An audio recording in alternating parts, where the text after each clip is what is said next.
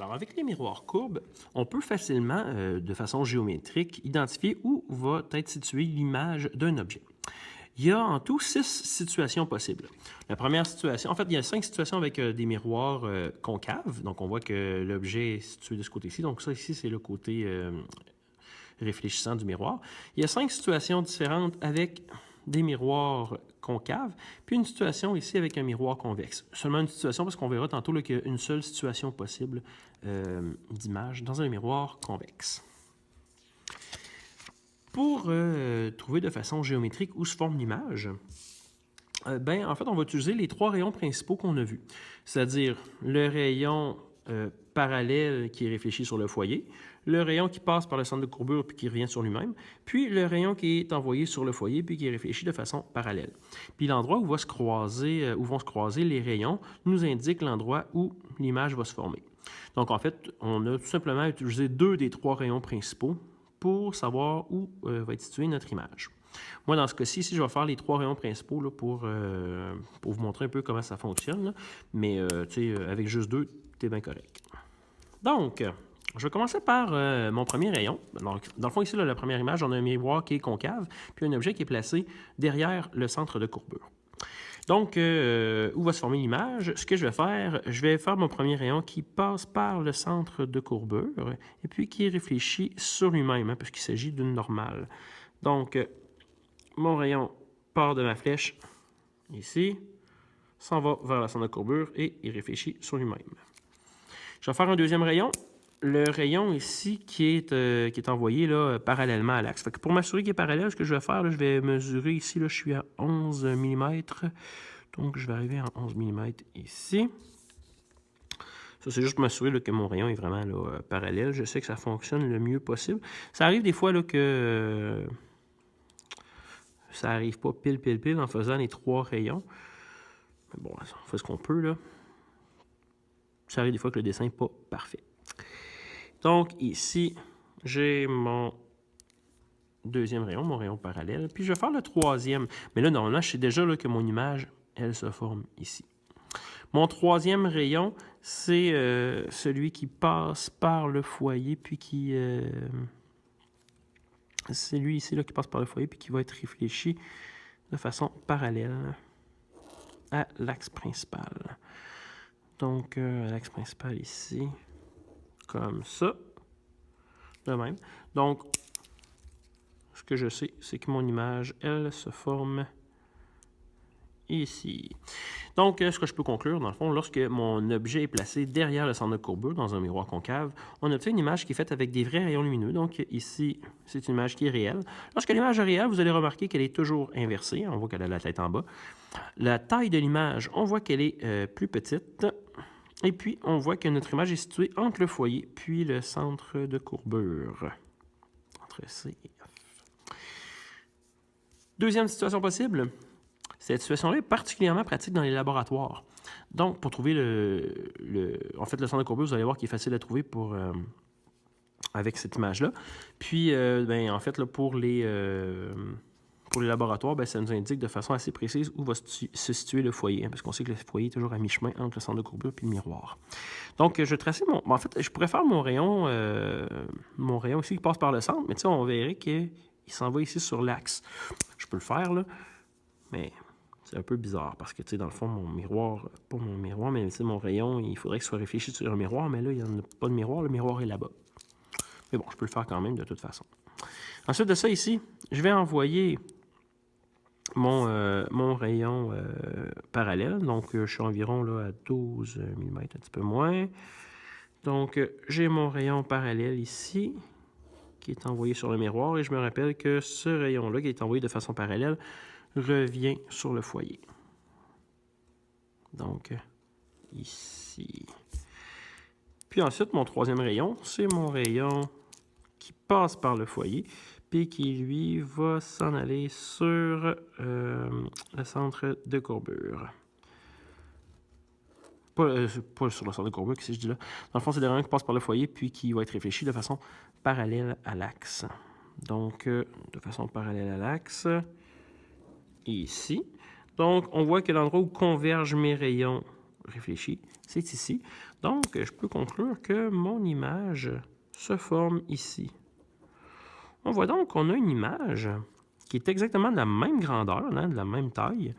C'est une image qui est réelle, encore une fois, parce qu'elle est faite avec des vrais rayons lumineux, donc inversée, à la tête en bas.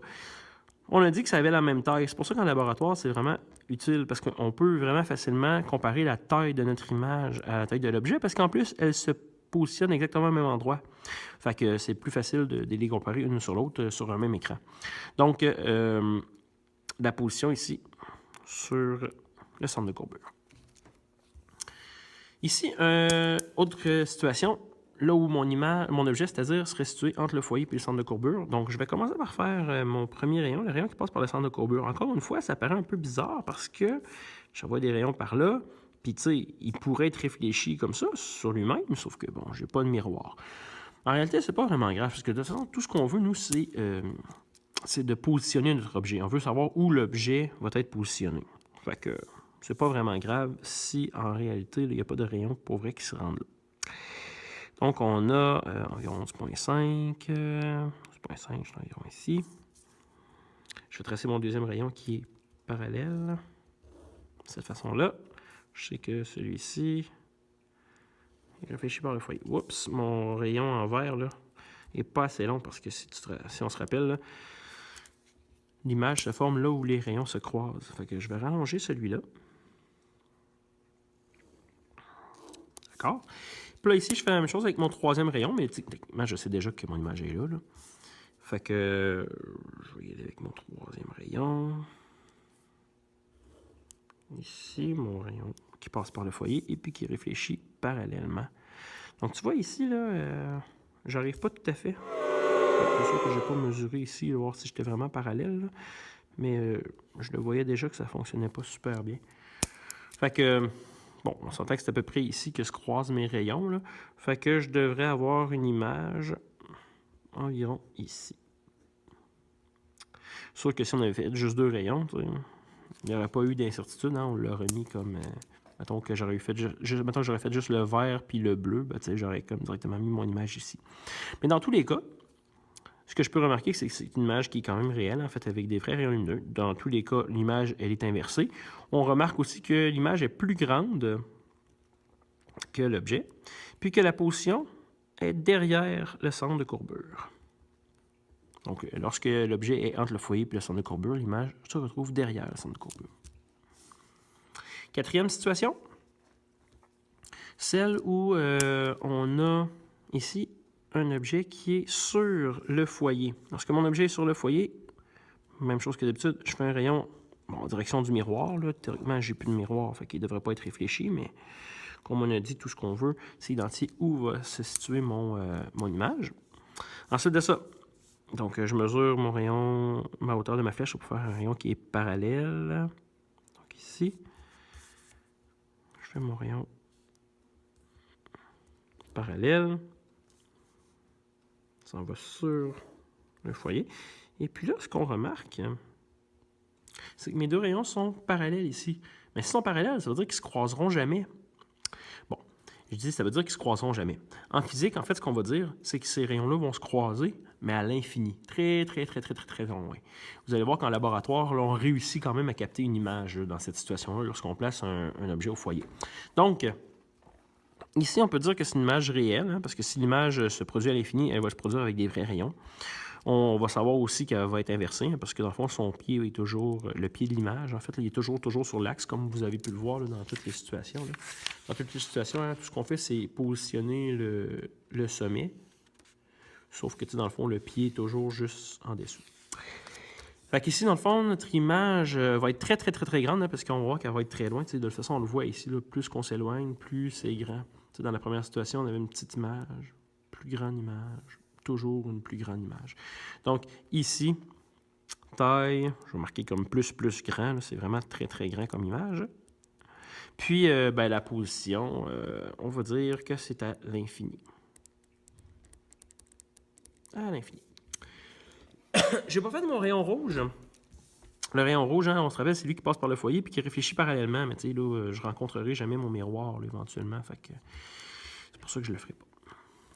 Dernière situation avec un miroir concave, c'est une situation assez particulière, c'est celle où l'objet est placé entre le foyer puis le miroir. Donc, je vais faire ma première image, en fait, mon premier rayon ici.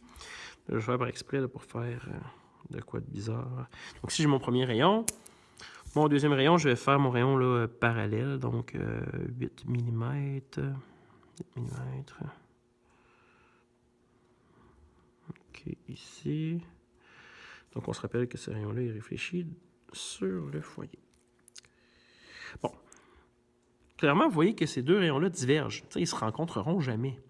Sauf que pour un observateur qui serait ici, si j'avais un œil là, ici, là, ben, les rayons voyagent en ligne droite. Donc, pour un observateur, les rayons semblent provenir de derrière le miroir.